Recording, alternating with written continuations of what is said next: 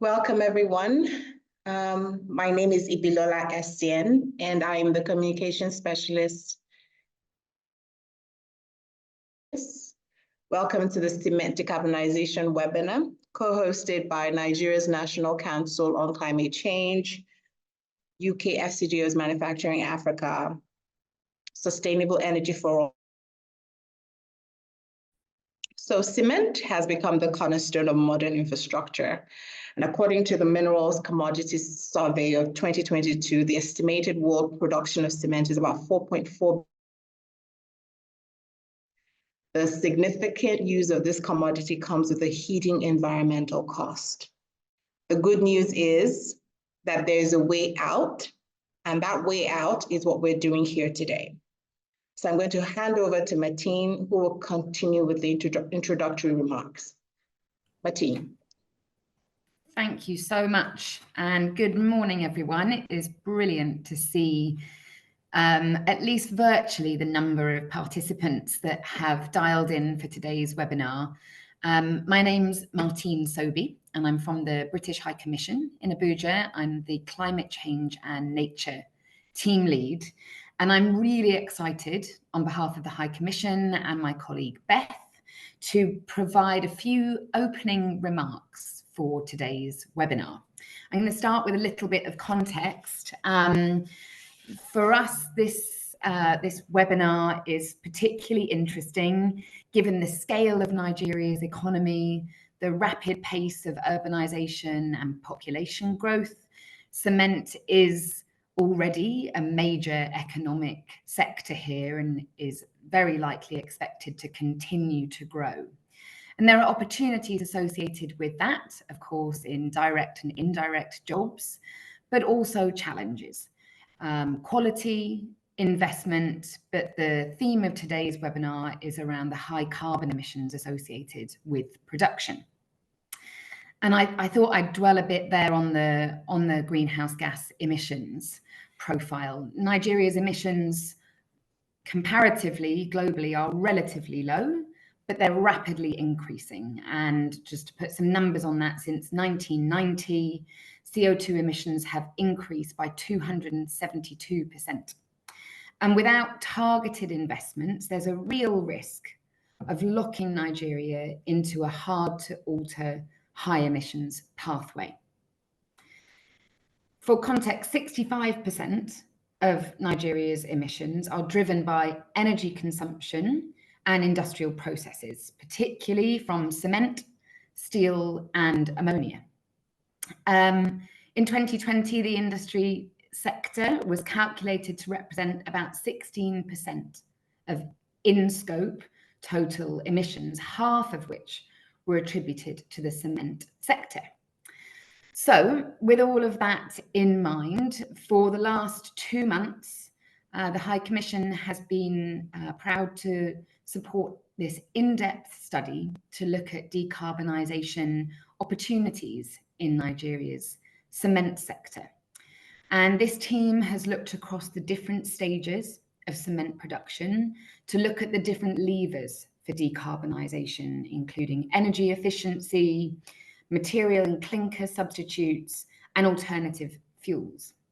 And you will know better than I do that Nigeria's cement plants are relatively young from a global perspective, around less than 15 years old, and more efficient than many older facilities in Europe. And the highest impact opportunity for emissions reduction is therefore in investing in alternative fuels. And the study team will share today valuable insights from their analysis of different feedstocks, and with clear opportunities for agricultural and solid and municipal solid waste. And for us, the win-win here is huge and one that's really exciting, putting to productive use waste from overfill sites and dead-end redundant value chains. I wanted to say a bit about Manufacturing Africa, which is one of the emblems you can see on this slide. This is the sponsoring program for this work. And that program is well aligned with, this work is well aligned with Manufacturing Africa's commitment to green manufacturing in Nigeria, with work across the solar industry, clean cooking value chains, and other green manufacturing industries. The UK is committed to supporting Nigeria to delivering its climate change objectives as set out in its nationally determined contribution. Successfully achieving those targets is a gargantuan effort that requires private and public partnership. So I'll finish by saying that we know that the political economy of this is as important as the commercial and technical feasibility and viability. And as such, through the work, we've tried to speak to as many stakeholders as possible.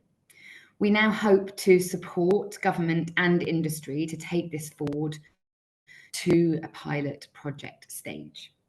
If we can succeed with a pilot project, then it could be scaled across a number of states in Nigeria. So we hope that you enjoy today's webinar, and we really hope that you contribute actively. Myself and my colleague Beth are available for any follow-up, and I'll ensure that we put our contact details in the chat. Thanks. Thank you, Martine. Thank you for the great introductory remarks. Ask the program head of Nigeria's Energy Transition Office, Lola Day. She's going to go ahead and speak on Nigeria's study is important to the pathways that we've set out. Lola Day. Thank you very much, Ibilola, and good morning, ladies and gentlemen. Thank you so much for taking the time to join us on this webinar, which I believe will no doubt be extremely insightful and provide you with a lot of information on, the insights on a truly, I guess, a traditionally hard to abate sector. And for us at the Energy Transition Office, ensuring that we're able to support with the implementation of Nigeria's energy transition plan across the decarbonization sectors is key. And I'd like to first of all also thank Martine for her great introductory comments, which kind of lead very nicely into the presentation that I'm going to give today. So prior to us hearing about the great work on Manufacturing Africa, it's important for us to understand what Nigeria's energy transition plan is about and how it seeks to reach our net zero targets. So I'll ask for the presentation to be put up, please.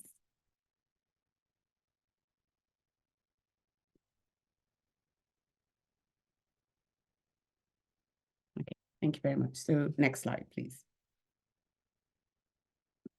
So in response to the global call for a reduction in carbon emissions, at COP26, the former president announced Nigeria's commitment to reach net zero by 2060, and then shortly after launched Nigeria's energy transition plan.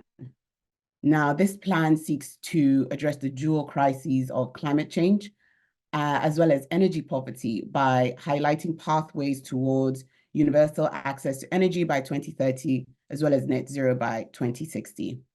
As we all know, we also went through a political transition last year, and in a bid to ensure continuity, the new administration has also echoed the commitments made at COP and has made concerted efforts to ensure the implementation of the energy transition plan. And we're very pleased that a lot of the verticals of the ETP are now sort of moving faster and making progress because the new administration is also sending the right sort of signals with regards to how serious the country is in reaching its net zero targets through the implementation of its energy transition plan. Next slide, please. So as Beth mentioned, 65% of Nigeria's emissions are related to energy consumption and industrial processes, and it's very important to note that. And so the ETP really focuses on energy emissions of economic sectors in the country. So the graph you see in front of you just really shows two scenarios. The first is the blue line is the business as usual line. So basically, if we just carry on as normal, And giving sort of population growth and, economic growth, we'll be looking at about 374 metric tons of CO2 emissions by 2060. Whereas the alternative scenario, the net zero scenario, shows the pathways and the trajectory of reaching zero emissions by 2060. And I'll speak to these 5 decarbonization pathways that have been highlighted on the right. So starting off with buildings, this really is focused on clean cooking.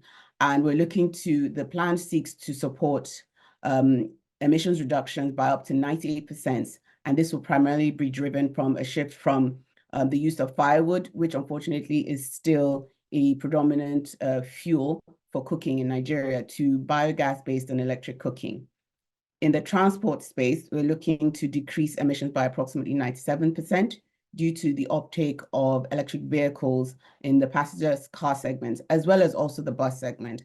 I'm sure you heard in the news the announcement by President Bola Tinubu last year at COP of Nigeria's plan to launch a fleet of electric buses. And there has been an unprecedented uptake and growth in the number of EV companies and EV assembly companies in Nigeria, especially with the removal of fuel subsidy, which now has provided an opportunity or made electric vehicles a viable alternative to your traditional industrial combustion engines. The next pathway is the industry pathway, which we'll be delving deeper in today. And we look to decrease emissions by approximately 97% due to the decarbonization efforts in cement and ammonia production, by a shift in zero emission fuels for heating and other levers that we'll be speaking to later. Within oil and gas, we see emissions decrease because in the long term, we see that there will be a general fall in the global demand for oil, as well as reducing gas flaring and improving electrification and energy efficiency.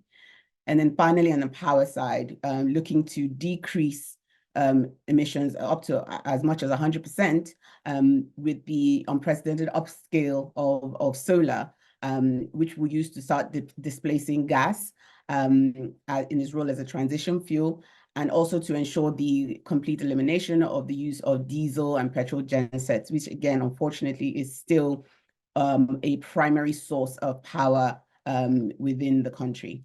Next slide, please. So again, some of these figures are known to some of you, and Martine mentioned this earlier as well. Industry accounted for approximately 16% of total greenhouse gas emissions in 2020. And as you can see under the projected business as usual projection, this would look to move up to 39 metric tons of CO2 if we do not start implementing the energy transition plan and looking at ways to decarbonize the sector. Again, we see this continue to grow because there is going to be a steady increase in population growth and obviously more activities within the industry sector. So it is incredibly imperative to address emissions from industries such as cement to effectively mitigate adverse effects of climate change. Next slide, please. So with regards to, and I'm just going to speak a little bit about sort of industry in general. With regards to industry in Nigeria, would like to say about 3 main industries. I spoke a little bit about ammonia, and it's very interesting to note that Nigeria accounts for approximately 20% of all ammonia produced across Africa. We also have oil refining, and unfortunately, due to the fact that most of the refineries are out of service, they don't really play a role for now. But obviously, with new refineries coming up, this is definitely one to watch as well. And then finally, the cement sector, which is the highest emitting manufacturing sector in Nigeria for now, and that is mainly due to the clinker production process, and which contributes to about 33% of overall 2020 industrial emissions. Now, about 2/3 of these emissions are due to this clinker production process, and the rest really is from fuel combustion. So given the fact that, again, population is going to continue to grow, there will be a sustained demand for buildings and use of cement. This further highlights the importance of decarbonizing key processes within the sector. And so the ETP really outlines 3 key strategies for decarbonization. And I'd like to speak a little bit about these 3. So the first of which is the feedstock substitute in cement. And that is replacing a percentage of the traditional clinker used, which is the key ingredient in cement production, with alternative materials such as calcinated clay, which really is just clay that's heated, to high temperatures to remove, impurities. The second is deploying bioenergy and carbon capture storage technologies, which would, incorporate the use of biomass as well as carbon capture technologies in order to remove carbons and negative carbon emissions.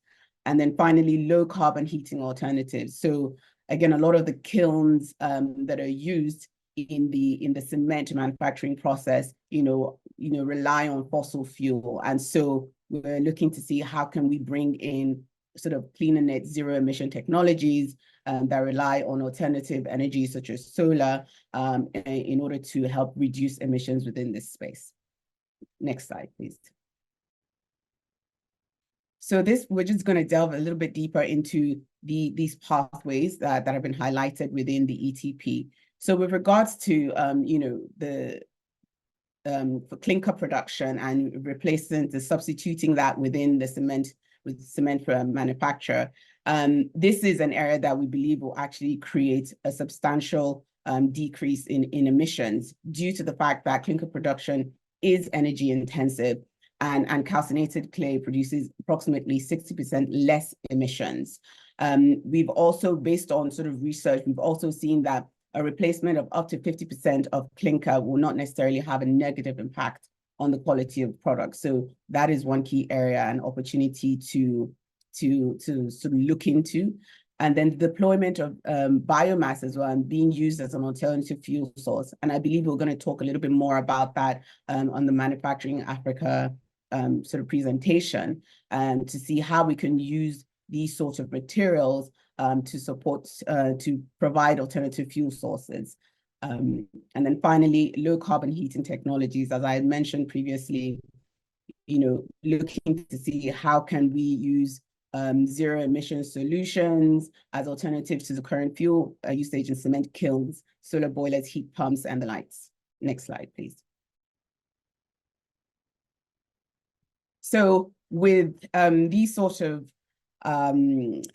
new opportunities and wanting to really, again, decarbonize a traditionally hard to abate sector, there will be challenges, but I think also it's important to highlight the opportunities and then really to sit down with partners such as Manufacturing Africa, SE for All, to see how can we provide the support in order to ensure that companies within this sector are successful in decarbonizing, because we know there's going to be a few challenges and a sort of a change in processes and procedures. So I'll start with the feedstock substitution. So looking at the adoption of calcinated clay. Obviously, this will require a change in processes and really a change in the mindset of companies. And so in order to mitigate that, or at least to support the uptake of that, some of the ideas that have come forward is perhaps creating financial incentives. I think we're really trying to shy away from constraints because we do not want to further sort of increase the sort of financial challenges on businesses and companies within the country. But looking at how we can create financial incentives, or perhaps even specify the requirement for cements that uses calcinated clay for publicly funded projects. With regards to opportunities for investments, we see here a creation of feeder industries. So for example, the collection and processing of domestically sourced calcinated clay. Nigeria is blessed with significant clay deposits in various regions across the country. And so this is definitely an opportunity to create new businesses. And then obviously there is the employment opportunity and job creation opportunity, which really does underpin a lot of the verticals of the ETP to ensure that as we transition, there is also opportunities for job creation and economic development. So again, job opportunities and job creation within the processing and distribution of calcinated clay to cement plants. So with regards to the deployment of biomass, again, biomass collection, processing, and transportation is sort of done in a sort of a haphazard way. It's not, there isn't sort of a unified platform or an organized platform to, collect and sort and manage a lot of the, the biomass that is available in country. And so, what we see in order to address this is the need to set up centralized collection and processing services to sell outputs to cement facilities.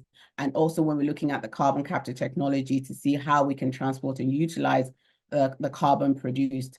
There are a lot of new companies that are coming up with really innovative solutions that allow us to use the carbon for, energy generation as well. So that is also something that perhaps can also feed back into the power side of things for the sector. With regards to opportunities, we're looking at the collection and processing of distribution of biomass. Again, the creation of new industries and new businesses within the value chain as well. And then similar to the calcinated clay side of things, job opportunities and job creation within that space. And then finally, on the low carbon heating alternatives, we know absolutely that there will be a high capex involved in replacing the traditional kilns that are currently being used. And some of these, because of the nature of the high energy requirements of these kilns, other more energy efficient kilns may perhaps need sort of a backup to ensure that they are also providing the same level of efficiency. And I think this is where investment and innovative financing really is important to be able to come up with the right sort of technologies that really can support the use or the transition away towards less emissive alternatives, especially where technology is not economically viable. Again, opportunities here is that we can provide zero carbon alternative power sources for heating, including biogas, energy, biogas, electricity, and also perhaps in the future, we're looking at hydrogen.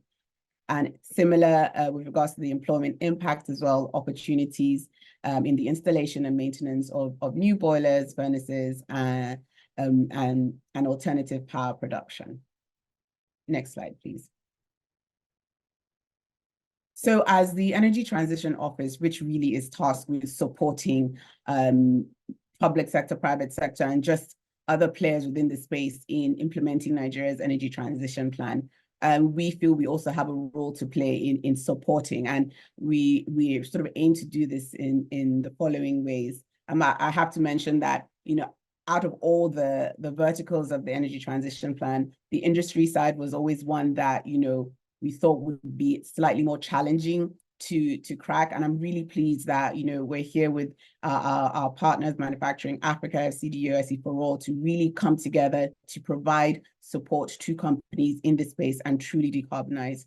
So we'll be using sort of the tools at our disposal to support with the increase of public awareness of the opportunities of decarbonization within the cement manufacturing space. Again, it's important to highlight those opportunities because I think a lot of people, general public, and potentially also investors may feel that there isn't really a drive for this. So we want to be able to show that through webinars like this and our engagements that there are opportunities within this space. Also with regards to stakeholder engagements, that is absolutely crucial to ensure that we work together with the right partners to develop and establish a roadmap for decarbonizing Nigeria's cement industry. And I think most importantly, also develop that commercial value proposition to attract the investments that are required. Because as with Nigeria's energy transition plan, the plan has been costed approximately $10 billion annually. So we do need the investments to come in order to support companies to decarbonize. Again, working with these companies, we hope to, and also sort of climate finance organizations, to see how we can support with innovative financing mechanisms and mobilize private sector investments. And then finally, working on policy developments through active engagements with public sector networks in order to shape a conducive regulatory framework for cement decarbonization. And so this is my last slide, and I think it's a nice segue to the next speaker, who will be from the National Council of Climate Change. Thank you so much for listening, and I will be here throughout the webinar for any questions that you may have. Thank you very much. Thank you, Lanaje. Next, we're going to listen to Mr. Michael Evenzo, who's the Director of Transport, Energy and Infrastructure at the National Council on Climate Change. He will speak on the decarbonization agenda and the progress so far. Mr. Michael. Thank you very much, Bilola, and I really want to extend our deepest appreciation to the Manufacturing Africa, the UK FCDO, as well as the Energy Transition Office of the Sustainable Energy for All, for the very productive partnerships that they have extended to the National Council on the very many fronts, not the least being the journey towards decarbonization of Nigeria's industrial sector, what we commonly refer to as the industrial process and products use under Nigeria's NDCs. The speakers before me have eloquently outlined, the reason why we're here today and talking about the opportunities inherent in cement decarbonization in Nigeria, and calling upon the numbers and the metrics to support the investments required to make that change. Now, it's important to highlight here that we're not only talking about technology and carbon emissions reduction. We're also talking about what tools and resources we can put in the hands of the industry to make sure that the bottom lines are addressed. Because one of the barriers to entry to some of these important decarbonization projects is usually the cost of the implementation. And so it becomes important to be able to put together the enabling environment that allows, that gives confidence to the industry and the producers that government is putting a support behind what they're doing and providing the entry points for connection with products, service providers, as well as industry experts. So, for example, one of the things the government is doing is expressing its commitments under its NDCs to support cement sector decarbonization. In 2021, right after COP26 in Glasgow, after Nigeria declared its 2060 target, we revised our NDCs, and we clearly indicated that in that sector, that the cement sector was going to be an important priority for us, for the very obvious reasons that have been mentioned earlier in terms of looking at the emissions intensity of the cement industry in Nigeria, particularly. And we went further to highlight that ambition by progressively updating our national documents to indicate Nigeria's commitments to how to abate sector decarbonization. So, for example, it's important to kind of mention that the long-term low emission development strategies for Nigeria that was launched in COP28 actually mentioned the word cement 22 times.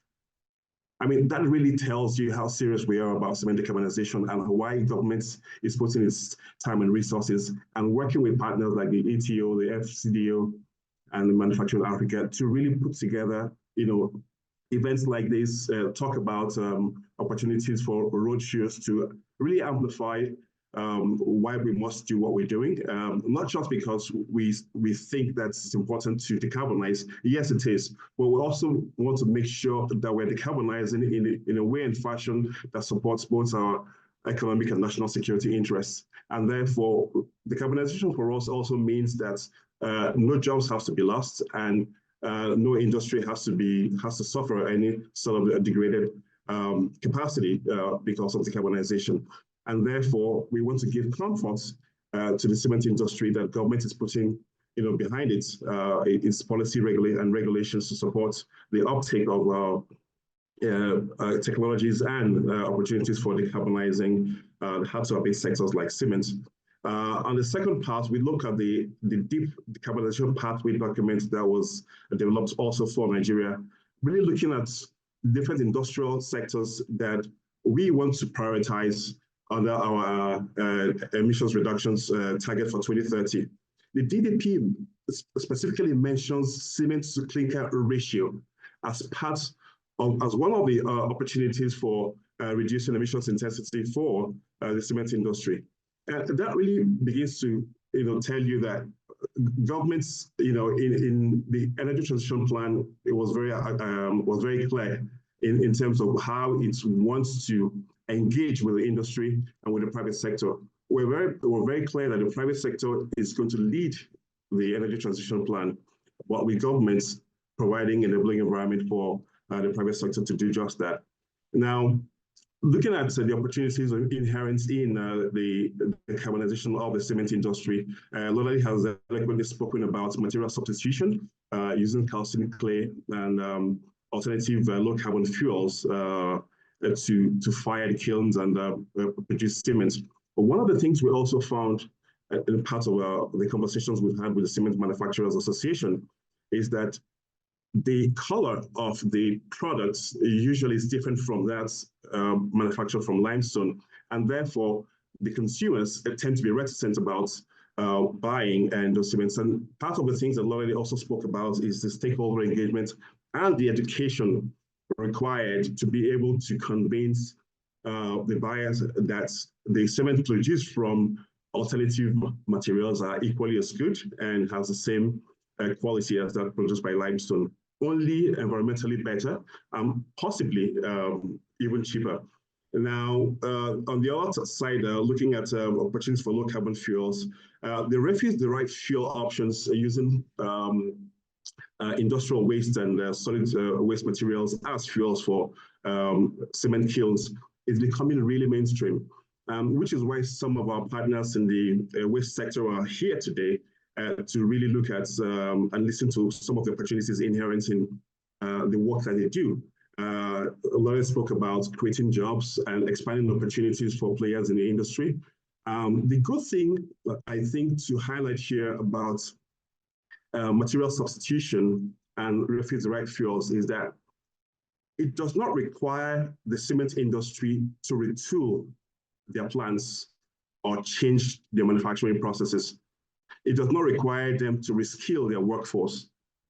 So the cost of entry really is minimized, and therefore we hope that that provides an incentive for you to embark upon this sort of uptake of these new technologies, as well as alternative fuels to manufacture cements cost effectively, as well as ensuring that we are being very climate sensitive. At COP28, for example, there was a heightened interest in cement decarbonization. The National Council on Climate Change had a series of engagements with the Oil and Gas Climate Initiative, really to develop crediting standards for cement decarbonization. What that means essentially is that in order to help de-risk the investments for cement decarbonization, one of the options we're providing as governments is bringing in investments through the carbon markets, for example. So investors would invest or would put money into cement decarbonization projects in return for the carbon credits, for the emissions reduction that are derived from such products. And these are some of the ways that government is providing enabling environment for the cement industry to adopt these very important climate sensitive technologies to help move the needle forward in our journey towards net zero. We look at one of the important factors being that financing, as Lolly has mentioned, is really critical. Making sure that the cement industry is incentivized to make the investment required, and by so doing, we can really tap into the opportunities provided by technologies such as carbon capture, storage, and utilization. In that respect, Nigeria is actually now developing a roadmap or a policy documents for the adoption of CCUS in the country. That means also that there's another opportunity for the cement industry to adopt such technologies for the decarbonization of their processes. Now, a few months back, the engagement we had with the cement manufacturers and the Global Cement Association and our partners at the German Development Institution, GIZ, with the partnership of some of the cement manufacturers in the country, really revealed a heightened interest in uptake of some of these important opportunities for material substitution as well as refuse-derived fuels. As a matter of fact, they are already doing some of that. But one of the things we heard back from them is that the cost of doing so can be sometimes pretty prohibitive. So what can we do to support the risking of the industry? These are some of the important points. Obviously, I don't know enough to speak to some of the hard-hitting numbers behind this technology, but I do believe that I don't want to preempt the subsequent presentations. But it's important to give comfort to the industry that government is going to work with you. It's going to provide enabling environments and substitute and contribute to helping drive the required sustainability-linked financing to undertake these very important projects. Whether you're looking to for alternative low carbon fuels for your kilns, or you're looking for material substitution for limestone. The good news here is that all of these materials are available locally, and so there are no foreign exchange exposures to importing of any of those substituted materials. So this is really good news, and we're looking at working with you continuously, as Martin and Lolly has mentioned, to bring to you opportunities, connecting you with funding opportunities, connecting you with service providers, and helping to create the awareness and within the environment about the strong opportunities that are available in the cement decarbonization pathway, both for material substitution service providers as well as the players in the solid waste management industry. And therefore, we continue to look forward to partnering with you and other development institutions to help, one, create enabling environments, two, help make connections with important funding opportunities required to uptake these opportunities, and three, to make sure that we are sensitizing the buyer community to the important information that the materials provided by the cement produced by substituted materials are equally as good, but more environmentally friendly, possibly less expensive than the business as usual. So we do welcome everyone once again and thank our partners of the ETO, Manufacturing Africa, and the FCDO. And we hope you will listen and most importantly, do ask questions. And we are available at the back end to continue this conversation should you require any further assistance. Thank you for the opportunity. Thank you so much, Mr. Evento. I'm going to hand over to Olamide for the second stage of this webinar. Olamide. Thank you very much, Bilola, and thanks very much again, Michael, Lolade, Martin, for all the insights shared so far, and especially on the developments and things in the works from the National Council on Climate Change. So just given some of the things we've heard, around the plans towards net zero by 2060, I think we've reiterated that, the cement sector is the highest emitting manufacturing sector, and it's typically hard to abate sector. We're going to delve deeper into some of the opportunities I think we've touched on a little bit in the previous presentations, especially around the waste to energy opportunities that exist for decarbonizing the cement industry in Nigeria. A little bit on that is we know, for some of the cement manufacturers, these are things that they're already looking into. So some manufacturers have already commenced certain waste to energy initiatives, but we realize that there still exist, significant opportunities to scale in this space. And so what we hope the presentation today will enlighten you on is those opportunities that exist, some of the key success factors for actually executing on those opportunities as well, and the various stakeholders that need to basically come together to make these opportunities a reality. And so just going into a little bit of context again as to why this is important, you would see here when we look at the top 10 cement producing countries in Africa, Nigeria ranks second in terms of cement production, and corresponding to that also ranks second in terms of emissions as well from the cement industry in Africa. And so what we see is, this is a really important topic for us in Nigeria, just looking at where we stand on the continent. When we look at cement production in Nigeria and how this is likely to evolve over the next 10 years, what we see is cement production is likely to increase by almost 2x by 2035. And, just looking at that trajectory, the emissions from the industry could also increase proportionally to how the production increases essentially. And so again, this, reiterates the point to why this is important to look at and why it's important to look at decarbonizing this industry as well.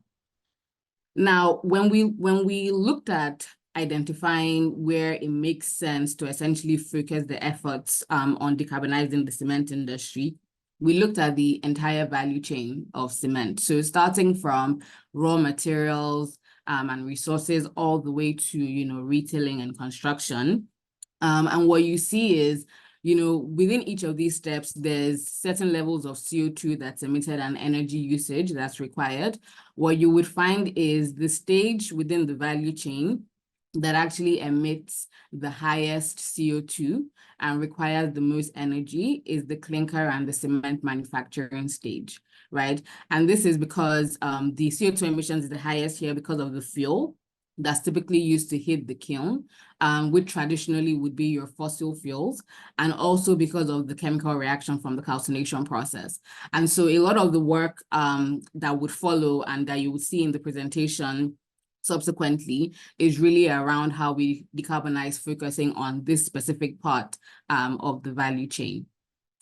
Now, just looking globally at what various cement players use or levers that they employ when decarbonizing, we identified three main categories. The first category is what we call traditional production process related levers. And within this is where you would look at things like your alternative fuels or your refuse-derived fuels, as some people might know it. And here is looking at things like your municipal solid waste, which is typically generated from, domestic activities, from houses, from businesses, and so on. It could also involve things like your biomass or your agricultural waste, which is generated as, subsidies of crop production. Also here, we're looking at things like energy efficiency. So looking at predictive techniques that help manage energy more efficiently in the cement production process. The second lever or the second category that we looked at is what we call material related levers. So these are your clinker substitutes, which we mentioned and touched on a bit in the previous presentations, and is looking at things like your calcine clays or limestone fillers that you can use as substitutes to clinker, and also alternative binders as well. And then the third category is looking at your newer technology related levers, so carbon capture, solar, kiln electrification, and so on, which a lot of are still in sort of pilot stage globally. And so knowing that, there's so many different levers that could be pulled to decarbonize the cement industry, we assessed the levers to identify which is most feasible in the short term for Nigeria. And we assess that by two things. One is looking at, the emissions reduction potential for each of these levers, but in addition, looking at what the abatement cost for employing these levers could look like. And the abatement cost here is essentially just the cost per ton of CO2 that's reduced by using this lever. And when we assess these levers, what we find is that alternative fuels is likely to be the most feasible in the short term, given the emissions reduction potential that it presents, but also given the abatement costs. So what you find when you just look at the map on the left is for alternative fuels, the emissions reduction potential is high, but from an abatement cost perspective, it could potentially present savings, which is why we see it as the most feasible in the short term. Second to that is clinker substitutes, which also has a relatively high emissions reduction potential and also could present cost savings. For new technologies, it has a high emissions reduction potential. However, given that a lot of these are still in pilot stage, like I mentioned earlier, they could tend to be a little bit more expensive from an abatement cost perspective, and similar for energy efficiency as well. And so the rest of the study really then focused on how we can, identify the opportunities inherent in alternative fuels, and what those could translate to in terms of potential waste to energy projects for the cement industry as well. Now, given that alternative fuels is the focus for the short term, when you look at this, what we just show here is, in terms of the emissions reduction potential, it could present up to 35% reduction potential by 2028, so 3 years relatively. If you then employ the second the next lever, which is clinker substitutes in the medium term, you could be looking at, much higher emissions reduction potential and reduction of or aversion of CO2 emissions by about 34 million tons by 2035.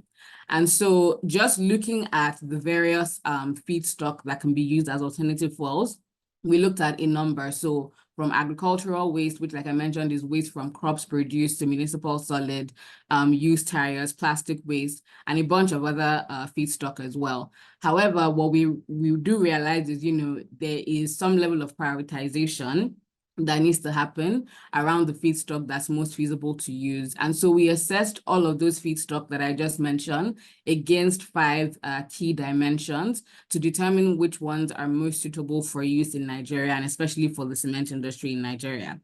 So we assessed those against dimensions such as the logistics, which covers how available the feedstock is, how reliable the supply chain around that feedstock is, looking at the affordability, so the capital investment that could be required to actually use that feedstock, and also from an operating expense perspective, the recurring costs, so like electricity cost of fuel, and so on. The third dimension we looked at was emissions reduction. So the extent to which that alternative fuel can actually reduce or mitigate CO2 emissions compared to your traditional fossil fuels, and also any amount of non-CO2 emissions that could be associated with that alternative fuel. And then we looked at the technical suitability, which is for that fuel, what is the need for equipment such as calciners, chlorine bypasses to be able to use that feedstock. And finally, clinker quality or product quality, which is the impact that using that alternative fuel could have on the eventual quality of the cement or of the product. When we assessed all the various feedstock against those 5 dimensions, what came out was that agricultural waste and municipal solid waste looked like the 2 most suitable for the Nigerian cement industry. And so the rest of the study then focused on, these 2 feedstock and what opportunities exist within those 2.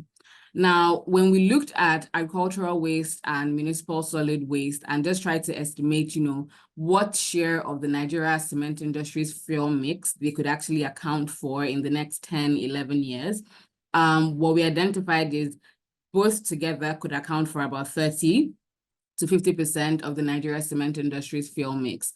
Now, this is obviously dependent on, a few things actually being in place. So, for example, from a municipal solid waste side, it will be dependent on certain assumptions like collection rates across various states actually increasing.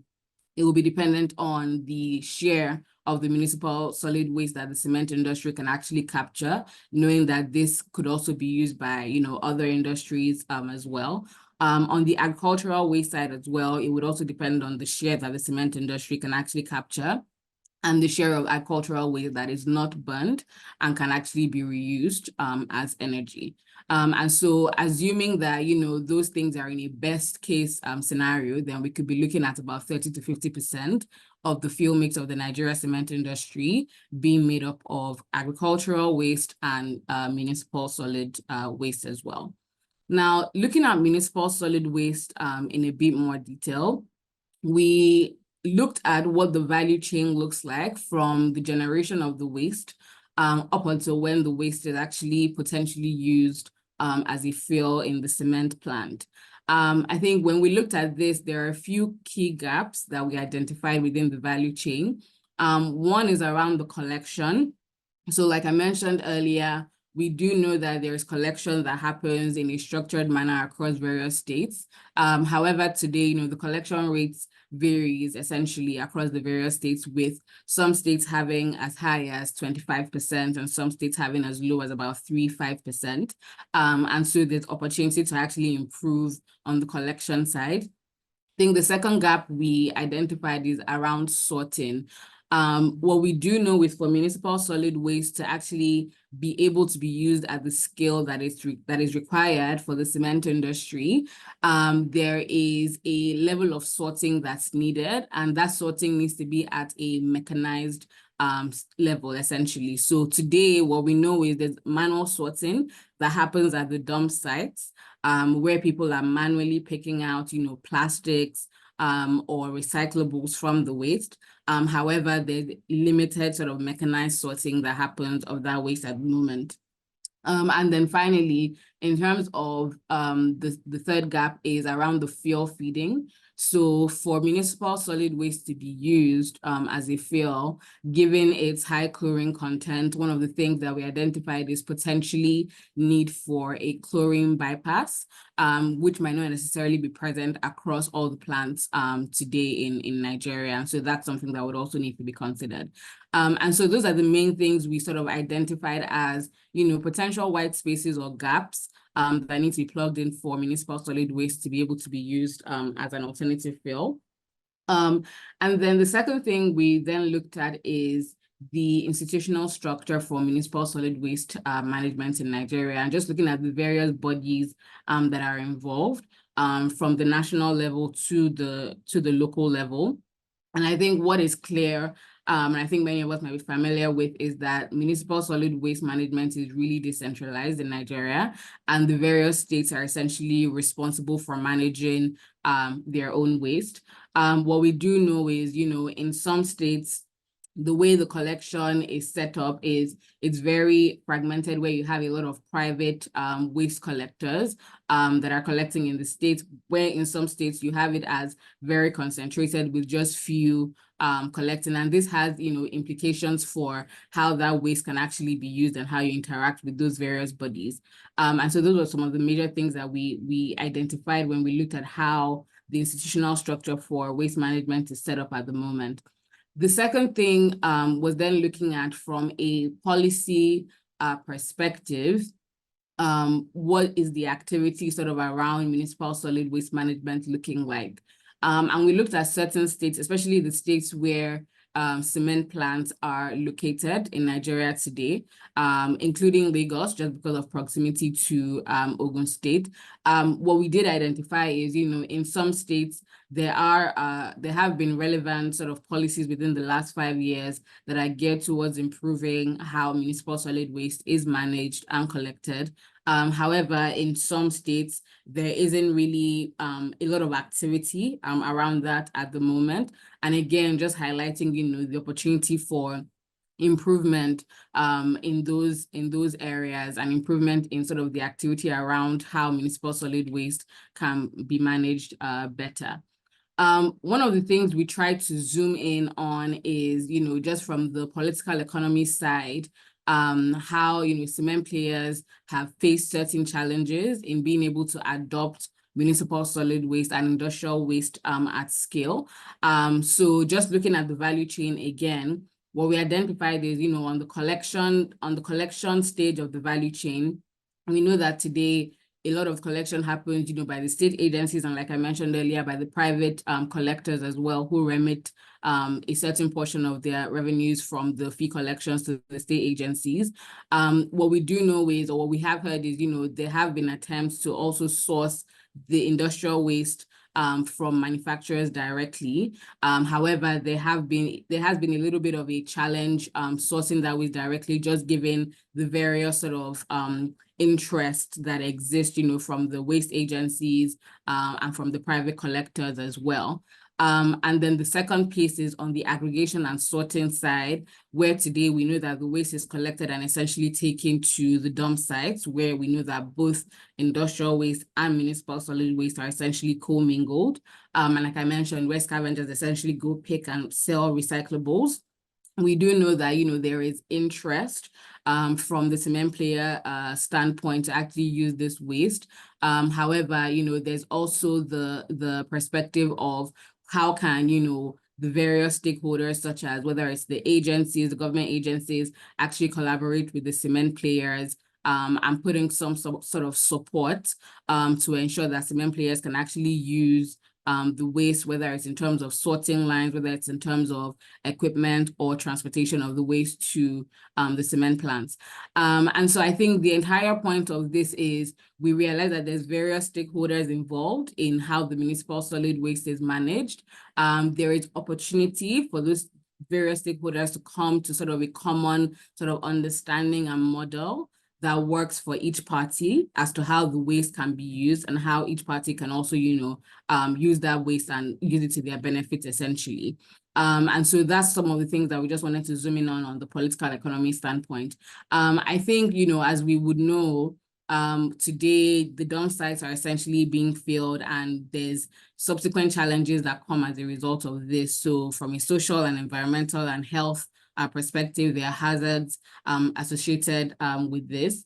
Again, just reiterating the point as to why the waste is sitting there and there's opportunity for it to actually be used for something that is of benefit and reduce some of these, negative consequences of the piling waste, essentially. Now, just looking at the gaps I had mentioned exist within the value chain for municipal solid waste, but also, the political economy side of things and how various stakeholders need to come to sort of a common understanding and model that works for everyone in terms of how that waste can be used to each person's benefit. What we then identified is, potential projects, potential waste to energy projects, essentially. And the first one we identified on the municipal solid waste side is establishing material recovery facilities that are located essentially close to cement plants. Now here we use certain, I would call them just examples. So the capacity we're assuming here is a 250,000 ton facility that's located within 100 kilometers of a major cement plant. I think the idea here essentially is the capacity in reality could differ depending on, the cement plant that it's serving or plants that it is serving.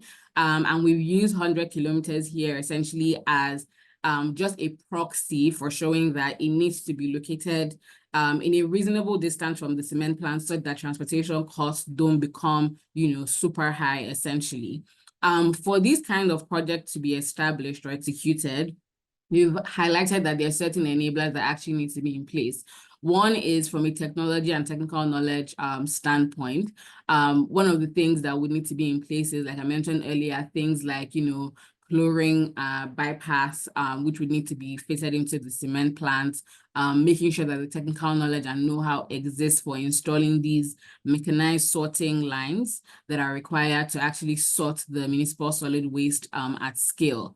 From a policy and regulation standpoint, like we looked at earlier, there are policies and updated policies that exist in some states and not in other states. And so for these states where there are cement plants located, but where there haven't necessarily been a lot of policies around municipal solid waste management, those will need to be established. And beyond just, beyond that is also making sure that there are clear, policies around waste collection targets, waste processing targets as well, so that this actually guides how this waste can actually be used as energy or translated into energy. From a financial standpoint, it's really just, being able to actually attract and get the financing needed for these kinds of projects. So the concessional financing or grant financing that's needed for these types of projects, we could range between $20 to $25 million. It's also looking at, potential additional revenue streams, which could be around carbon credits for such projects. And then finally, on the enabler side, it's around ownership and operation. So for these kind of projects to actually happen, they need to actually be players that actually, are interested in setting up these facilities. In an ideal world, you would be looking at around 7 to 9 of these types of facilities across the country. 7 to 9 because, there are about 7 states where cement plants are located. In some states, you might need more than one of these types of facilities. Today, we know at least about 2 that exist in the country. So clearly there's, that gap and space for more of these facilities to be established so that municipal solid waste can be used at scale by the cement industry. For these kinds of projects, there are various models that it could take, various business models it could take. The first is really around, where the cement player actually backward integrates into the value chain, right from the point of, actually collecting the waste from household and businesses and actually processing that waste and then using it as fuel in plants. The second model is what we call partial integration, where again, the cement player is backward integrating, but at this point is only integrating back to the stage of actually sorting this waste, which is already aggregated at the dump sites, and then processing the waste. And the third is what we call full outsourcing, where you have a private operator that actually sets up this facility, is processing the waste, and then basically sells this processed waste to the cement players for use in the plant. Now, we've seen just globally, various cement players have used, various models. For a Nigerian context, based on some of the things that we've heard and through the stakeholder discussions in this study, a partial integration or a full outsourcing model might be, more likely or more amenable for the cement industry in Nigeria. Again, just, to reiterate, from the various actions that need to happen for these projects to be established, there are various stakeholder groups that actually need to take these actions. So one is, the cement manufacturers actually and private material recovery facility operators who actually need to make the investment in these types of facilities. 2 is financiers who actually need to provide the funding for these types of facilities. But also, even from the government side, it's, getting the required, whether it's incentives such as land concessions or tax concessions that could help support the development of these facilities. Again, from the state angle, it's, the state ministries of environment or waste management agencies actually also developing the policies needed to enable ease of access to this waste. So an example could be, ensuring or mandating that waste is transferred to, the material recovery facilities, for example, as a first point of call before even going to the dump site. In that way, there's sort of a constant flow of this waste to the facilities. And then at the national level, it could be things like, having the necessary frameworks and approvals that can enable issuance of carbon credits for such a project, which we had touched on earlier, that the National Council on Climate Change is working on. Moving on to the agricultural waste side of things, similar to what we did on municipal solid waste, we looked at the entire value chain. And for agricultural waste, some of the key gaps that came out were around really the aggregation of the waste. So today, what we understand based on how agricultural waste is being used by some of the cement players is you have private aggregators or private collectors who are gathering this waste and then essentially selling to the cement players for use. However, it's not done right now in a structured manner that can be scaled, right? So it's essentially the cement players or whoever needs to use the agricultural waste contracting these private aggregators on a need basis, who then go source for this agricultural waste and then sell to the players. In a world where we want to use agricultural waste at scale, you would need a process that's able to aggregate that waste, in a more structured manner, is able to aggregate large volumes consistently. The second gap, is also around a bypass, a chlorine bypass being present in the plants. Now, for agricultural waste, there's different types of agricultural waste. Some do not have as high a chlorine content as to where you might need a chlorine bypass, but some others, such as rice husks and wheat straws, do have high chlorine content where you might potentially need a chlorine bypass fitted as well to be able to use as alternative fuels.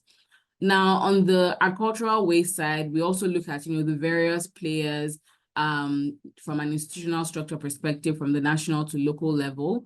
The major difference here versus what we just spoke about on the municipal solid waste side is, on the agricultural waste side, it's really mostly the local stakeholders, so the local collectors, the farmer associations that are most active in the agricultural waste management process, compared to sort of states on the municipal solid waste. On the agricultural waste side is really the local players that are involved.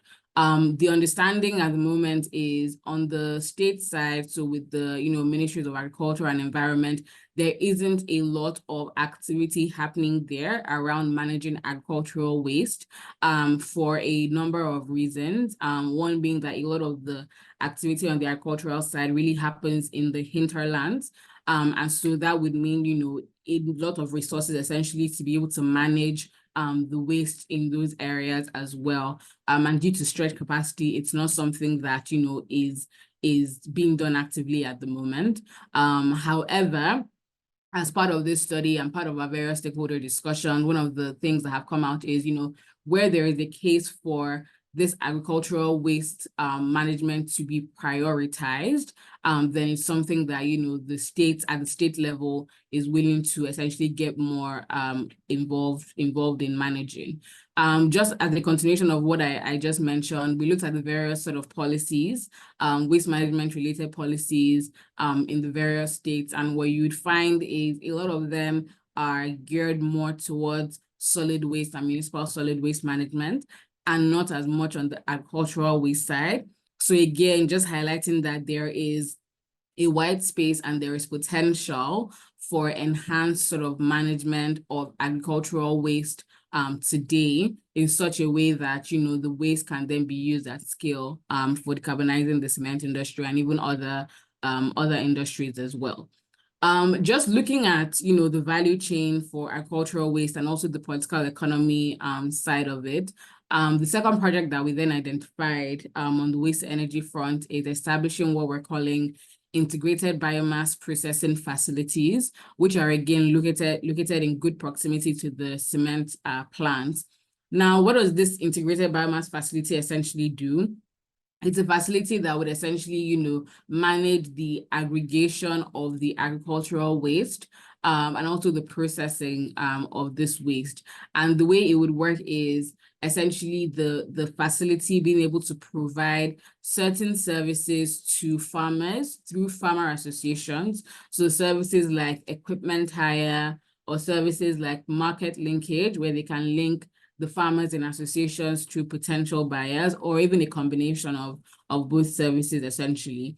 And so this project would require, collaboration with key stakeholders such as farmer associations and departments or cooperatives within ministries of agriculture for it to be executed essentially. For this model, we realized that there are, certain risks inherent, especially from, the engagements that will need to happen with various farmers and so on. One of the major risks, if, equipment hiring is a service that's being provided, is around things like the equipment being mismanaged or the equipment being used for other uses beyond what has been agreed. And part of the mitigation that we've identified is around potentially having things such as equipment co-financing. So where you have, the farmer associations potentially co-financing this equipment so that the risk is essentially shared and there's less incentive to essentially mismanage the equipment. Also around using the equipment for other uses can have things like, from a technology standpoint, monitoring and tracking to deter such behavior.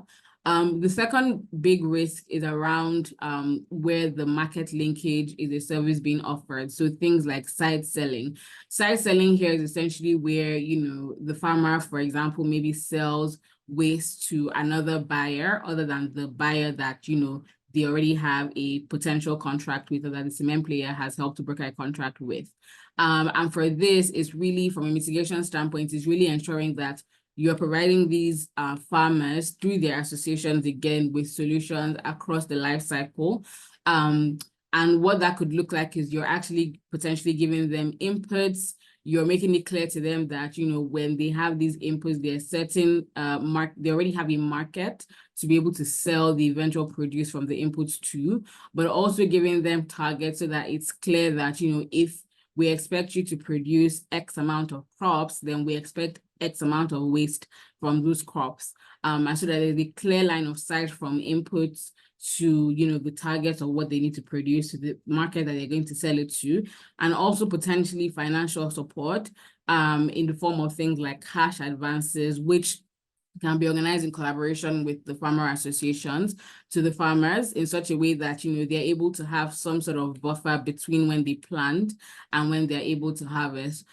This is important because one of the major reasons why side selling tends to happen is essentially because of farmers being cash crunched.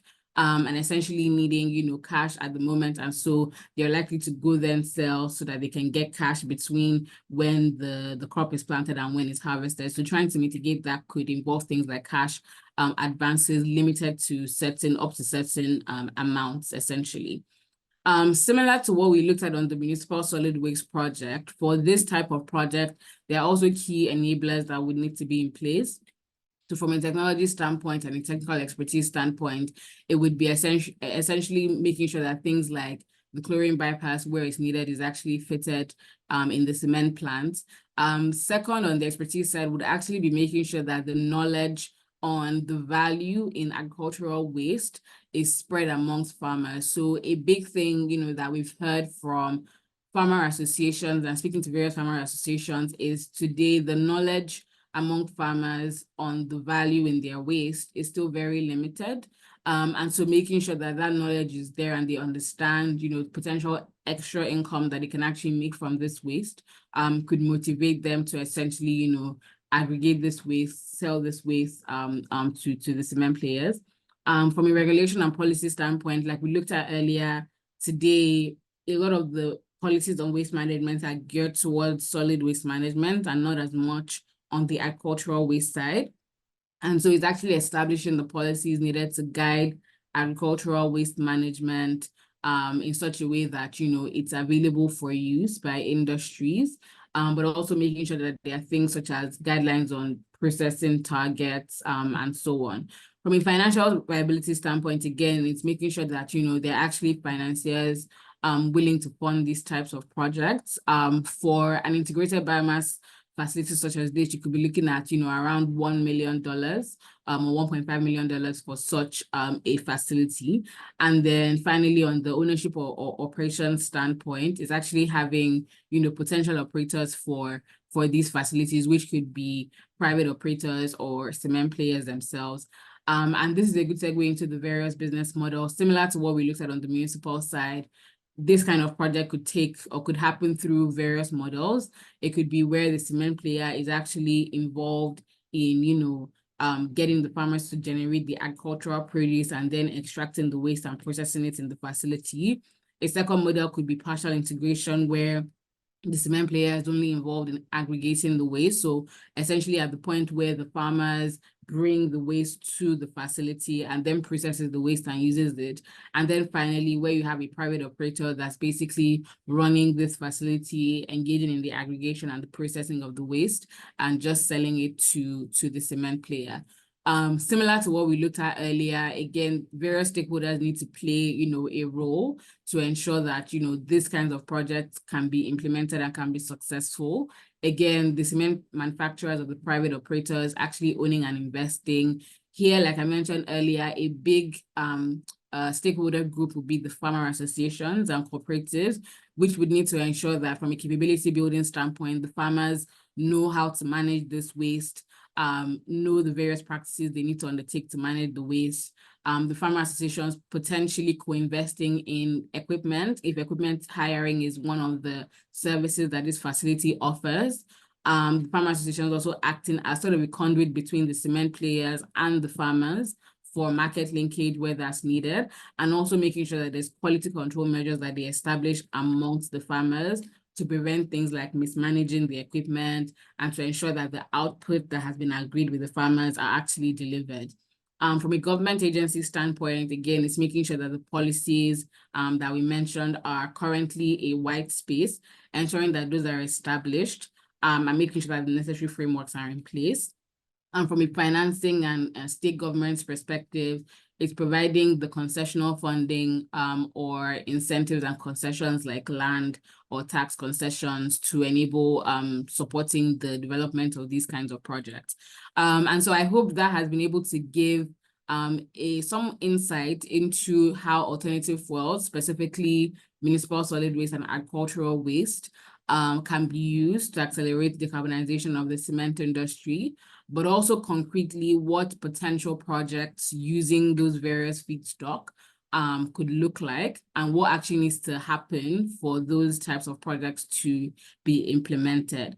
And so I think here I will just pause. Ibilola, if you want to take maybe a brief question and answer session before we take the next presentation.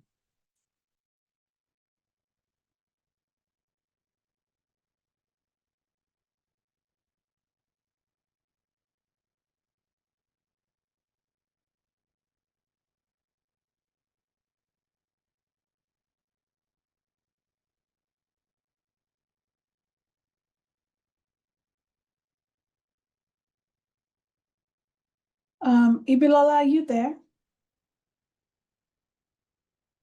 It sounds like we might have missed. Yeah. Yeah. All right. I think we can take a quick, Lolade, maybe we do Q&A very quickly. There are a few important questions that have come in, and I'll try to tee up, some of the questions that have come through. I see a question from, Isaac Ekere around the process adaptation required for calcined clay. I think we mentioned it very briefly. Olamide spoke very briefly about it and how it's more of a medium-term intervention that will require some retooling. So I think we can get into more detail at a later time. Emmanuel asked a question around the data and evidence that will help manufacturers see benefits of these changes. I think on the refuse-derived fuel, Olamide already alluded to it, around it being just more cost-effective to source your fuel, use refuse-derived fuel. And that will have an impact. And in the various conversations with the cement players, that also came through as a clear benefit that they see. And of all the different levers, it's the one that we've seen most readily adopted by cement players globally, but also in Nigeria. Swapnil Patkar had asked around the volumes. Or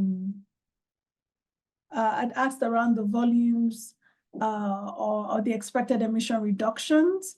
And I think, Olamide again had provided those insights across the different horizons of interventions. There's a general question around carbon credits that's coming up, Olamide, and I'll let you and maybe Beth speak to carbon credits just broadly. What is the role of carbon credit in these projects that we're seeing, and what is the potential? So Olamide, maybe you want to answer that question very quickly while I try to synthesize a few other questions that are coming. Yeah, thanks, Kemi. So carbon credits, and I see one question on what they are. So maybe let me just explain what they are and then the roles that they play. So carbon credits are essentially, think about it as for projects such as these, where you're essentially reducing CO2 emissions, you're able to essentially trade from the reduction of those emissions, you're able to sell essentially credits on a certain market, which is called carbon markets or carbon trading markets. And essentially the trading that happens on those markets, you can essentially use it as a way to make your projects more financially viable. So as sort of an additional revenue stream, right? So what that could look like is, and the role that they play is for waste to energy projects such as these, where, you know, there's investment that's required, but for that investment, you essentially need to recoup it. For some of them, looking at it from just an investment perspective and maybe the revenues you can make from it, it might not necessarily look financially viable. The role that carbon credits could play is from selling those, you can get additional, you can look at it as an additional revenue stream that could then make the project more financially viable, essentially. So that is how you would look at, or that's how you would think about carbon credits, essentially, and then the role that they can play for these types of projects. Beth, I don't know if you'd want to shed a bit more light as well. And even Michael, right? Because I think the next question after this, I'm gonna pose it to Michael, which is around what the policy is for adopting carbon capture technology is, and where we're thinking about releasing the policy. So Beth and then Michael. Thanks. So I think just very quickly, it's a way to make the project commercially viable quicker. So as Olamide said, it's a separate revenue stream. But if you were looking at the project as a standalone project without the carbon credits, it would take a lot longer to become viable. But if you add the second revenue stream from selling carbon credits, then yeah, you can make it viable quicker. But maybe Michael, you can add more info on how the market is moving in Nigeria. Yeah. Michael, if you're speaking, we cannot hear you.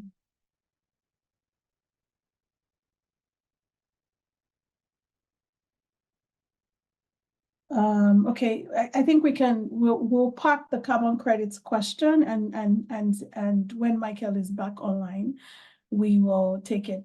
Adamu Mohammed has a question around if the calcine clay that we talked to could be any kind of clay, or we have a specific type, and do we have proven deposits? Yes, we do. Olamide, maybe you want to talk about the kaolin and the places where we have those deposits in Nigeria. Yeah, so essentially for calcine clay, the mineral that you're looking at specifically is kaolin. We do have certain states where we've seen that kaolin reserves exist. Now, the kaolin still needs to be processed, you know, to a certain extent to make it then calcine clay. But for kaolin reserves, we've seen reserves in states such as, you know, Bauchi, Plateau, Abuja. In the north, essentially, we see some reserves there. So Sokoto, Kebbi, Bauchi, Plateau, Nasarawa, Kogi. And then if you come to the southwest as well, you're looking at kaolin reserves in places like Ondo, Ogun State as well. And then you also have in places like Edo and a little bit in the southeast, like in an Imo State. So we have seen places where kaolin reserves exist in Nigeria. Altogether, just based on some studies that have been done, Nigeria has about, I think, 3 billion tons of kaolin reserves just across its terrain. Thank you, Olamide. Godwin asked a question around, you know, any data around the amount of carbon released and the quantity of input material required. I think that was covered in the very first part of Olamide's presentation. And this is just to reiterate to the various people who have been asking, we will make the presentation available. I think at the end, Ibilola will tell us what the protocols are for accessing the presentations, but you will have access to it. And so you will be able to see some of those numbers and use them for some of your research. Michael, I saw that your video came back on. So if you're able to take the question around carbon credits and how quickly we can begin to see policy development as well as actual implementation. I hope you can hear me now. Yes.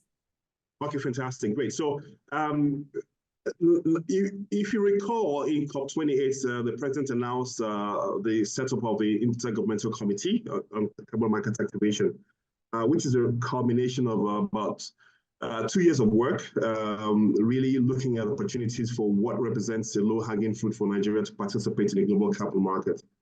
And now we are finalizing our regulation and what we call the framework for Nigeria's participation. So it outlines what sort of projects are in scope for crediting. It outlines what sort of markets we're going to be playing in, both voluntary markets as well as the Article 6 markets, bilaterals with other governments, and what sort of governance mechanisms we're going to put around the carbon markets. And so sometime around June timeframe, we expect to be launching that framework, announcing to. It's important to also highlight here that we're not waiting for June to start our projects that are carbon dependent. We're actually receiving requests for projects right now in transportation, in agriculture, in fuel switch, if you will. And so projects that will reduce emissions for the purpose of generating mitigation outcomes, which is another fancy word for carbon credits. Please bring them forward. Thank you, Michael. And speaking of bringing things forward, there are quite a number of questions around how to actually engage the education sector, right? John Oluwole Labiron mentioned that he teaches in UI in Ibadan, and there's a unit for LC3 concrete to doctoral levels. There's been a lot of research that has gone into this, but producers are not aware. How do we think about linking the town and the gown, if I could call it that, to make sure that all of the research and all of that work is actually being translated? I think this is one more for Lolade, because I know the ETO plays a role in terms of ecosystem coordination and facilitation, and maybe this is one for you to kind of just talk through how you're thinking through linking all the research in universities to actual operators and manufacturers in the various sectors. Thank you, Kemi. And I actually saw that question in the chat, and I was even trying to start thinking of answering. It's a fantastic question, and I think this speaks to the need to institutionalize at the educational sector as well, because these are the leaders of our future, really, and it's something that we are sort of planning to see how can we kind of work with these institutions of higher learning, support with either the sort of curriculum development or really the practicality, hands-on connection with some of these, companies to see how, they can almost sort of take on the learnings that they're receiving from, the institutions into practical hands-on activities. And we're trying to do that across all the verticals of the ETP, because we're seeing that sometimes a lot of the companies are finding that they're having to do a lot of training or really spend a lot in recruiting the right sort of people, and then obviously there's that risk of them leaving and then not being sort of a feedstock of the right sort of people from the institution. So absolutely something that we're working on. I think maybe we can happily link up with you to see maybe if we can even start with your university to see what it would take. How can we actually actualize sort of your request? But for sure, we will definitely keep in touch with you. And this is something in the works. So we'll keep you updated. Thank you. Thank you, Lolade. There's a broad question around, will decarbonization impact the cost of cement in the country? And how do we make sure it doesn't lead to increased costs? The very first part of the work around abatement costs and the approach we've taken is to make sure that it remains cost neutral, I think in the worst case to consumers. And all the work we've seen around the refuse-derived fuel show that it actually should translate to marginally lower cost to the consumers, because we also understand just how our macro environment is constrained, and a lot of people are already dealing with various various challenges there. I think the government is also looking into that. So, the whole idea is, at least in the short term, all of these interventions should not lead to increased costs for consumers. And you'll probably hear that we've been talking a lot around what kind of consensual financing is required to be able to make this business case viable in the short term. But more importantly, how do we make sure that we don't pass on cost to consumers? I see a question from Lolade Orasowo. The machinery to process RDF is not available locally and requires high capex, a capital investment, especially exacerbated by exchange rates. Would like to know more about the funding opportunities mentioned. Will the government waive import duties on machinery or waive VAT on the cost of production? I think this is, I'll probably pass this to a combination of Lolade and Michael to just provide some perspective on how the government is thinking around incentivizing some of these projects. Thanks, Kemi, and great question from my namesake. I think that we are sort of taking the step in the right direction by really sort of having this webinar and understanding what are the key issues that we need to be able to provide support on, I think on the government level and the policy level. I think we didn't just want a situation. I think sort of waivers are always very tricky when it comes to government, because at the same time, you want to encourage some sort of local industrialization, but also, that needs to be sort of grounded in some level of reality that there will be a need to, import a lot of these sort of equipment. And so it's really ensuring that there's that very clear understanding of what are the what are the equipment that need to be brought in? What do we need waivers for? Maybe we can support in facilitating specific waivers from organizations rather than having sort of a blanket sort of removal of sort of these sort of things. So again, something that we have to work on and delve deeper after this webinar. I'm sure we're going to have several more opportunities to really try and understand what is required, especially from the private sector, in order to help, manage the cost, especially, of course, with the FX situation, which is affecting the entire economy. Unfortunately, there is no quick fix to that, and it will obviously impact the cost of operations for a lot of companies. But I think we'll probably have to sit down and really identify specifically to this sector what opportunities are available and what can we do in order to help, alleviate some of these stresses. Over. Yeah. Beth, I don't know if this is also a good way to kind of talk about some of the more detailed engagements that the Manufacturing Africa project or program is looking to lead to bring actors in these specific areas to speak about particular projects and think about how to accelerate them. Thanks, Kemi. Sure. So yeah, I think the difficult thing from moving from research and analysis stage into project stage is trying to find out what kind of bridge is needed and who needs to be a part of those conversations, where they need to be, how we can kind of translate conversation into projects. So we're thinking about trying to do a set of action workshops in states where there are both interest from the waste disposal sector and from the cement sector and from local government to see if we can. Beth, your computer just went on mute. Oh, thanks, Kemi. How much did you hear? You were talking about the different stakeholders you're looking to convene. Great, thank you. So yeah, we're hoping to do a set of action workshops with stakeholders in different states in Nigeria. Ideally first starting in Ogun State, where there's interest from waste disposal, both in Ogun and Lagos. We've had some useful engagement with the state government and with cement players in Ogun as well. And we'd hope to bring in, a kind of variety of stakeholders there from the players themselves to investors too.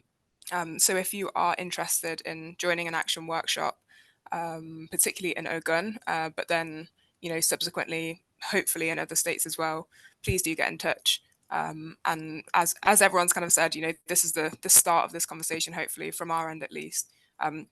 we know that there's been conversation ongoing, and we'd like to try and think about what the next step is. So yeah, hopefully more cooperation to come. Thank you, Beth. And Lolade, so an invite will be sent to you for the action workshop in Ogun. It's coming up sometime in April. I'm going to take 3 more questions very quickly so we can start wrapping up. There is a question, and thank you, Michael. I can see you already typing responses to some of the questions. Appreciate that. There is a question or a point, around from Paul or Kalgan, saying that the model does not allow for other investors in the value chain. Private investors do not need to be international players. Absolutely, I think even in our current fiscal environment, the more local investment we can, local denominated investments that we can pull into the sectors, the better, right? So, and the MRFs need to be close to collection of waste, not close to the cement firms. I think there's a fine balance there, right? Yes, your MRF needs to be close to waste so that you minimize the transport costs that is required to then move the waste to the MRF. And one of the points that Olamide made was really around even engaging with states to see how aggregated waste that's collected can actually go straight to the material recovery facilities versus a dump site and all of that, where you then need to invest additional transport costs. But also for your end users, which are the cement players, there's also it needs to be as close as possible to your fuel or to your fuel to minimize the logistics cost as well. So I think it's a bit of a fine balance to make sure that you're close. The MRF is close enough to the feedstock, but also close enough to the end user. And it's that fine balance that needs to continue to be attained as you think about where you situate such projects. There is another comment around, ensuring that the project design for the MRF and other initiatives consider integrating data intelligence technology to ensure a data-driven approach and support improved planning and execution. I think that is a fantastic point, and it is well noted. Again, it's not going to be the government that is going to build the material recovery facility. It's going to be private sector led. And I think as the ETO, the MCCC, Manufacturing Africa begin to engage with potential investors, I think making the point around ensuring that there is a strong data collection element there is going to be critical. And it very well links into the carbon credit conversation as well, because, one of the big things to truly verify or, validate your claims is to make sure that there is data that is verifiable. Olamide, there's a broad question around stakeholder engagement from Sophia, and I think Lolade already mentioned and Beth, how we want to bring producers, governments, environmental organizations together, and that is something that the ETO is championing, I think, alongside the MCCC.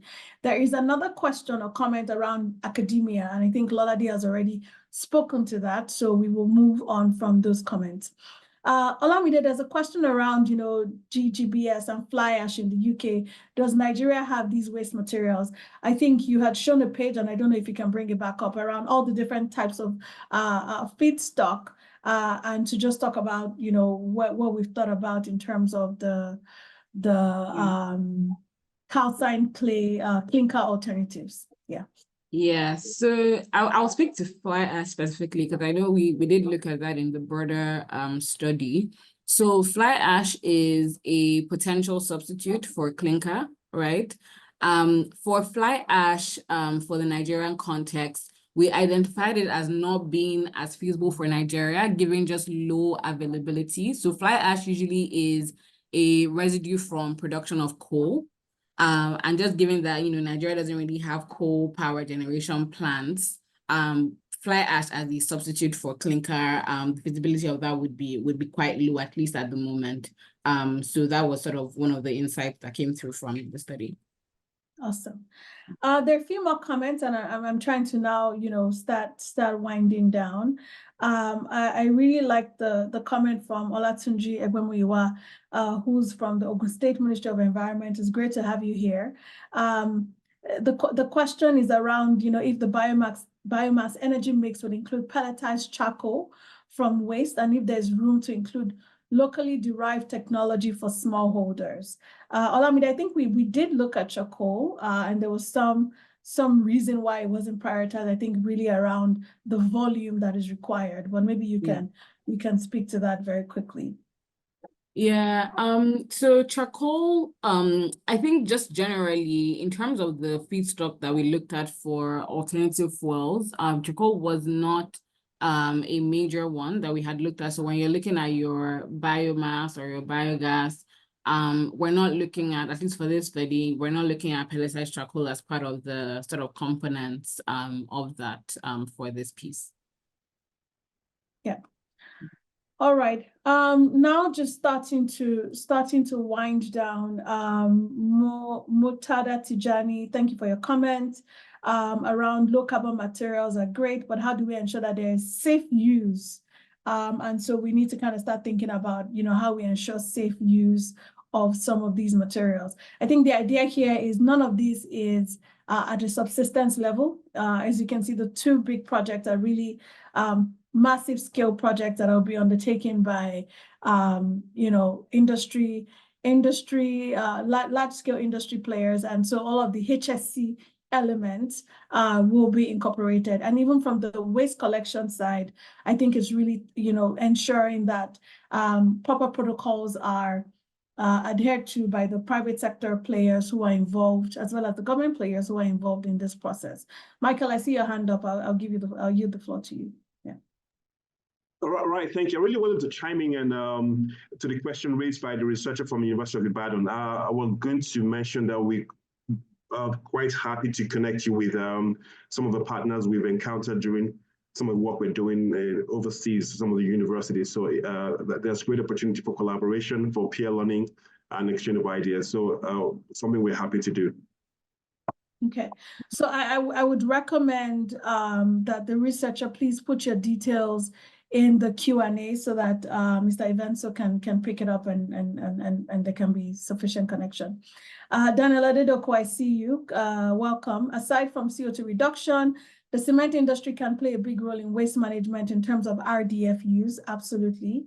But without concrete actions, some players from Europe are enticing cement industries to buy RDF at almost no cost. You only need to pay for clearing of the materials at the port. I think that's a very important point, and it is part of why we need to have a coordinated internal local effort to make sure that we are stimulating the local industry.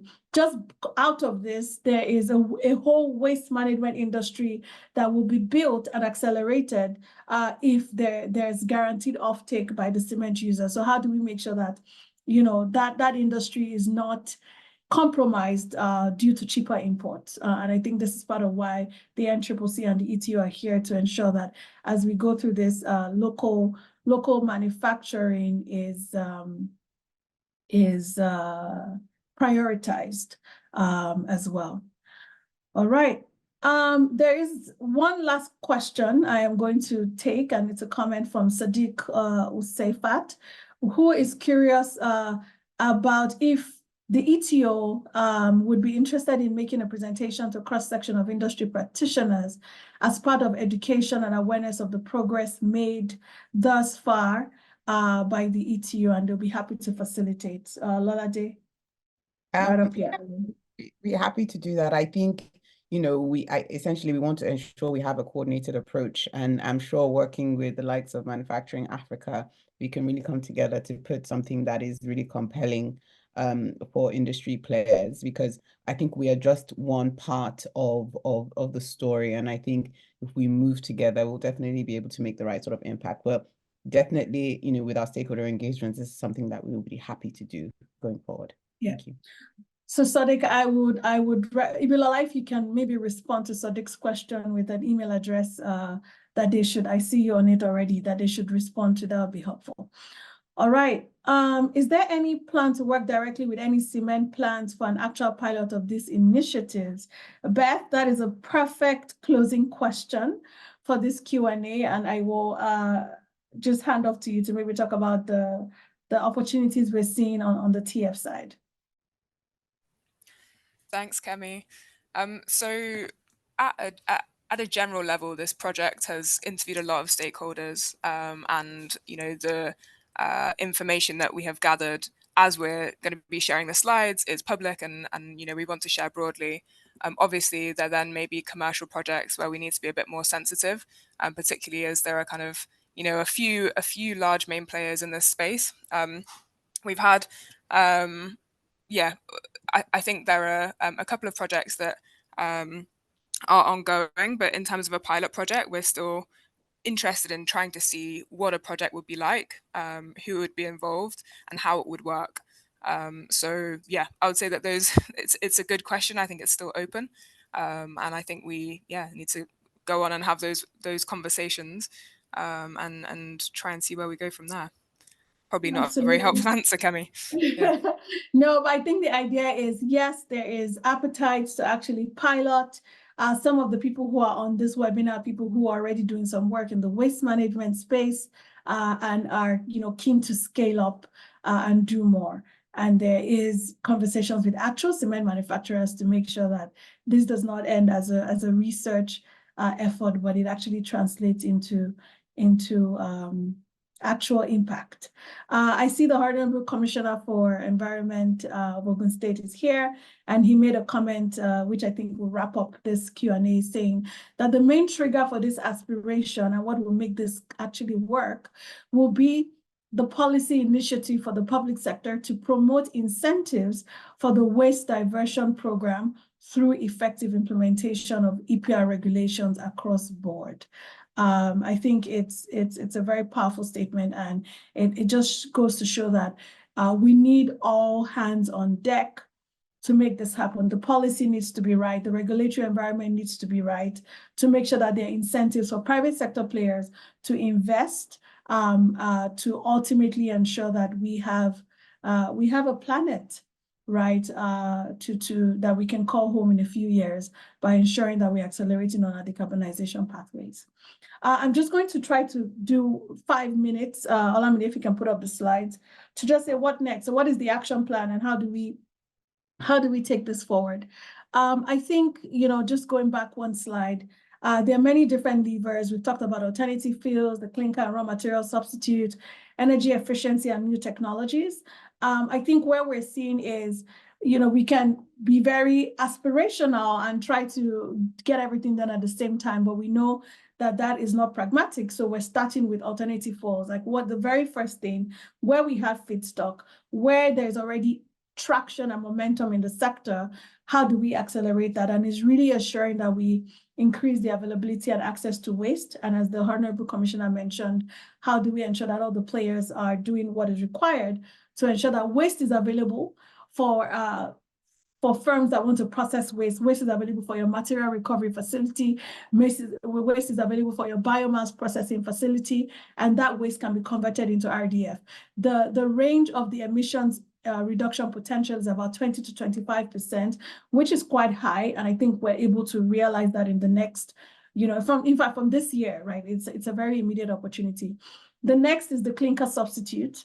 And as Olamide said, we do have kaolin reserves. It will require some more work, but there's R&D studies for low carbon green cement. And I'm very excited that there are actually folks from the academia on this call that have already started looking at the LC3 replacement. And so again, how do we link town and gown and make sure that all of that R&D happens, as well as ensuring the standards and the regulations are put in place to ensure that once the R&D is done and we are able to begin to extract at commercial levels, there is already the standards and the regulations that will guide that, and the market is ready for green cement. The third one is really around improving energy efficiency.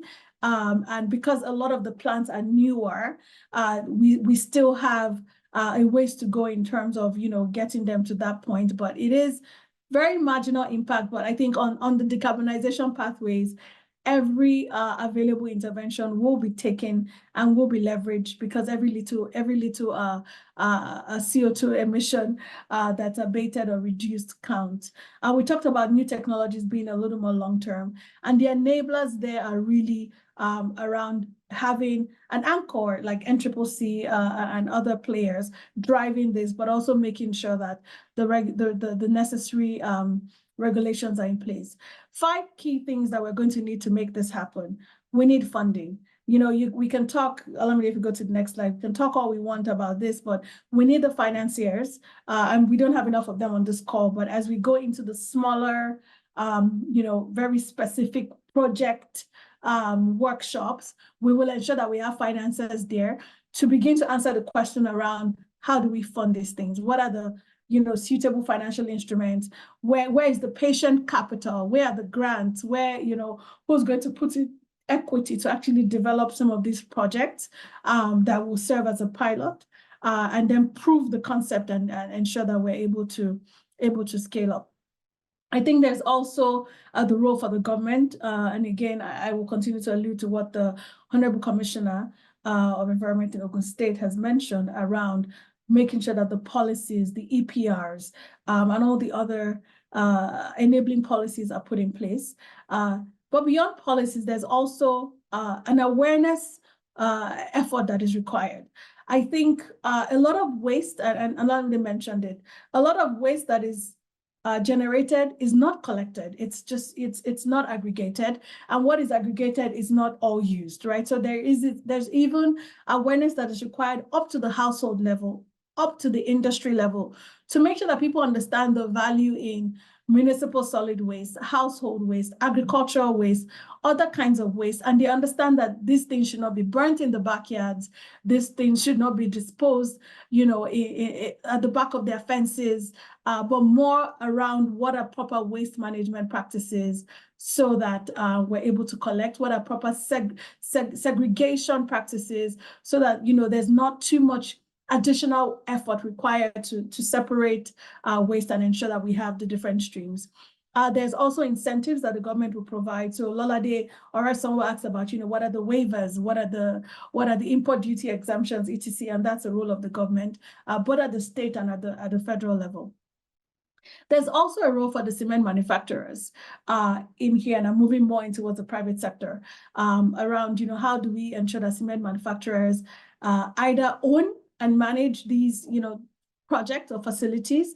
Olamide had shared, you know, you can own or you can fully outsource. And in the process, and in the place where the cement manufacturers are not keen to own because it might distract from their core work of just making cement, how do they ensure that they have, you know, favorable commercial agreements with, you know, waste management players, for example, who decide to make that investment? How do we make sure that there's guaranteed offtake? How do the cement manufacturers, you know, ensure that they've committed to buying from these local waste management players versus importing, as Daniel Adedoko mentioned, importing for cheap from Europe, right? And how do we make sure that the cement manufacturers also allocate resources towards getting the technical expertise that is required, not only to slightly retool their plants and make sure that they're ready to receive, you know, this refuse-derived fuel or this clinker substitute, but also to make sure that they are able to navigate the carbon credit market that ensures that this continues to be sustainable for them and ultimately for the end users, that we're not passing on costs to end users. The next group of stakeholders is the waste management players. As you said, sometimes cement manufacturers might not want to get into waste management. So how do we ensure that our waste management players, some of them represented here, are investing in this project and also thinking through getting the expertise for carbon credits to make it more viable, commercially viable for them as well. And finally, industry associations. I really like, you know, that I've seen quite a number of associations here. Some of them are academic associations, some of them are industry associations. I think I'm trying to remember the name of one of them that is really around a Society of Cement Researchers, right? Cement Manufacturers Association, all these different industry associations have a real role to play in driving awareness with the general populace, but also advancing the conversations with government and other stakeholders to make sure that, you know, there's enough advocacy and enough attention being brought to the topic. So we all have a role to play. The one group that is evidently missing here is the academia, and we take that feedback very, very, we take that feedback and ensure that there's a role for academia in terms of what is the R&D and how do they play a role in there. All right, so I think this brings us to the end. We have discussed a couple of things today around what the opportunity is from not only from a macro carbon emission, carbon reduction standpoint, but very tangibly, where are the projects and how do we make this happen? And I think that this has really been a very exciting conversation. I don't know if there are any new questions. Otherwise, I will hand off to Beth to kind of close us out over the next 5 minutes and ensure that we are able to let people go off at 11:30 as promised. Thank you. Great. Well, thanks so much, Kemi, and to all of the speakers from the NCCC, ETO, SE4All, and of course, Manufacturing Africa team for organizing this and sharing the research. As you'll be able to see, it's been quite a lot of work over the last 2 months to really try and understand the sector, engage with people and see what potential pathways forward could be. And I'm feeling very inspired from the discussion today and the questions that everyone has been asking, that there's a real bit of momentum around this. It feels like hopefully we can go forwards together and find a potential pilot. So thank you so much to everybody for engaging. We will follow up with the slides and with more information. So please continue to engage with us, and we'll look forward to the next discussion. Thanks so much. Thanks. And I know, Lolade, you had wanted Mr. Evenso to also give some closing comments. So over to you. And I think after Mr. Evenso, Obilola, I'll just have you kind of go through the protocols for how people can access the presentation and get in touch with the ETO more broadly. Mr. Evenso, over to you.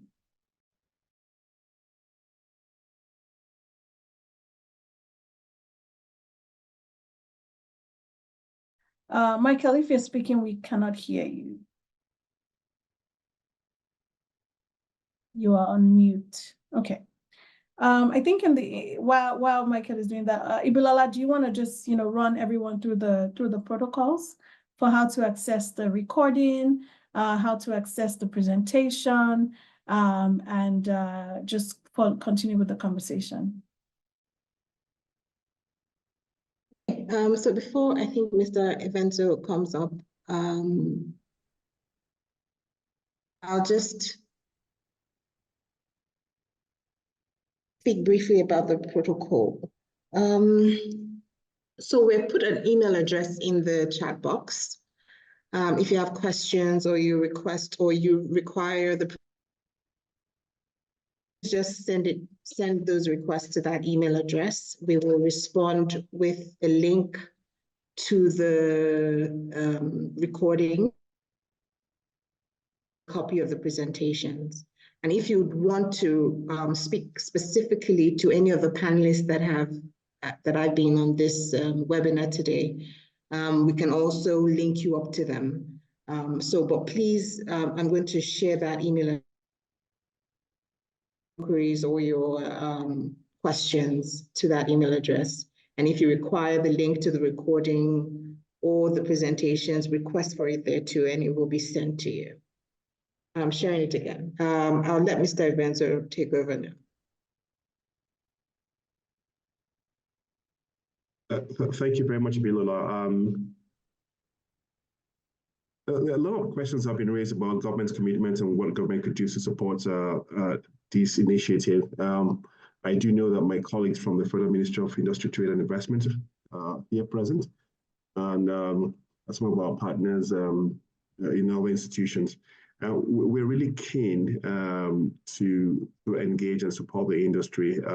It's part of our national and international commitment, and we'll continue to stress that. Some of the important initiatives around decarbonization with respect to cement industry require additional assistance, like Kemi has eloquently articulated in her last comment, looking at a multi-sectoral approach to tackling some of the challenges, the barriers to entry, and what have you. The commitment we're making is that, again, this is important to us. We've expressed that variously in our national document, and we want challenges are.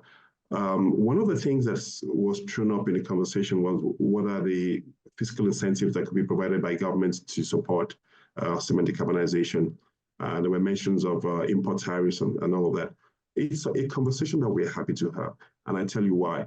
The same sort of structure has been created for the gas industry, and we're working with the renewable energy industry as well to create something similar. A fit-for-purpose targeted set of fiscal incentives, whether they come in the front in the form of tax breaks or whether they come in the form of import tariff reduction or actually a holiday. These are some of the things we really want to bring to the table to our bosses in governments for their consideration.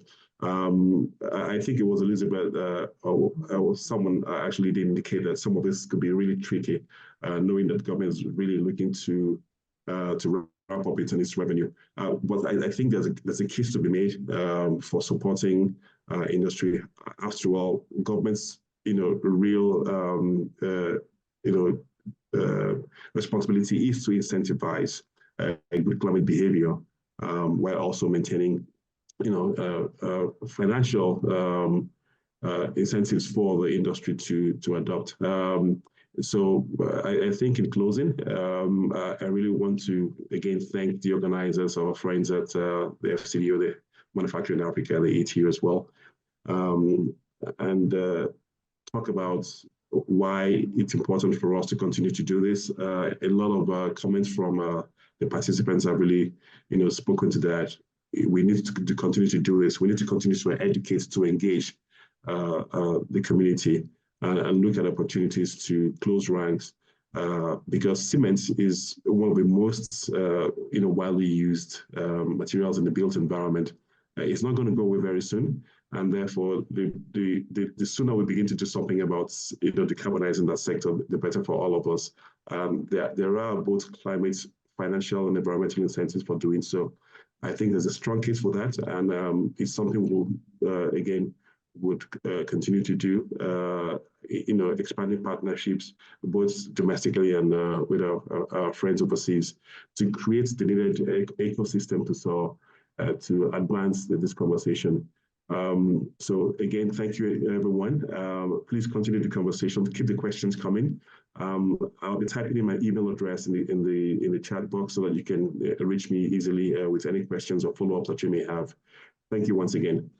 Thank you to everyone who joined. Thank you for taking time out to listen to all of the wonderful insights from the decarbonization study that's taken place in the past 2 months. As we move ahead, we are going to take all of the feedback that we have received from this webinar and reach out to people in groups or even individually to glean more information as we, sort of shape the future of cement decarbonization in Nigeria.